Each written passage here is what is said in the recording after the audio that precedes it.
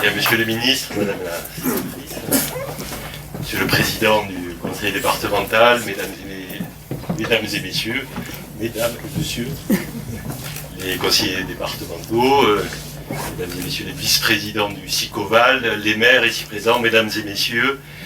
Donc je vais être très bref. Je suis honoré que Georges Garcetti, en tant que président du SICOVAL, m'ait invité à cette cérémonie et surtout qu'il me donne l'opportunité de m'adresser à vous. Georges, je vais aussi saisir l'opportunité pour dire que je suis secrétaire de l'association départementale des maires et qu'il n'y a pas de schizophrénie à être à la fois un représentant d'une intercommunalité et à défendre aussi les communes.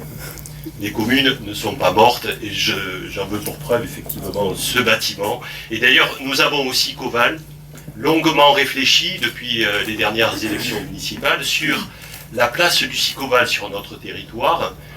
Nous en sommes arrivés au fait que le SICOVAL existait par les services qu'il apportait. Mais pour autant, le lien de proximité, que ce soit pour les élus sicovaliens comme pour les élus municipaux par nature, ce sont bien les communes. Et les mairies sont donc bien les portes d'entrée de l'ensemble des services de notre territoire, quelle que soit la collectivité qui les porte. Donc ça, c'est le premier message, sachez-le. Et c'est un message important.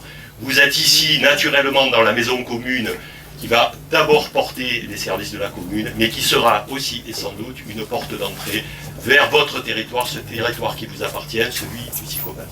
Le deuxième message, eh bien, c'est celui du labeur des élus locaux lorsqu'il s'agit effectivement de porter des projets comme celui-ci. 2 mandats. Et encore 2 mandats, c'est court pour porter un projet aussi important que celui de cette nouvelle mairie.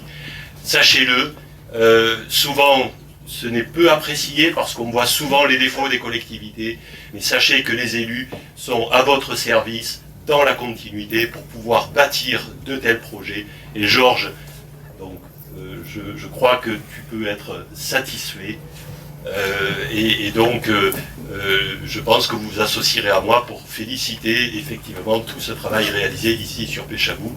À mon tour de vous présenter donc les meilleurs vœux de l'intercommunalité donc pour cette année 2016 qui démarre, et je ne serai pas plus long pour laisser la parole effectivement donc je pense à Monsieur le Président. Merci à tous.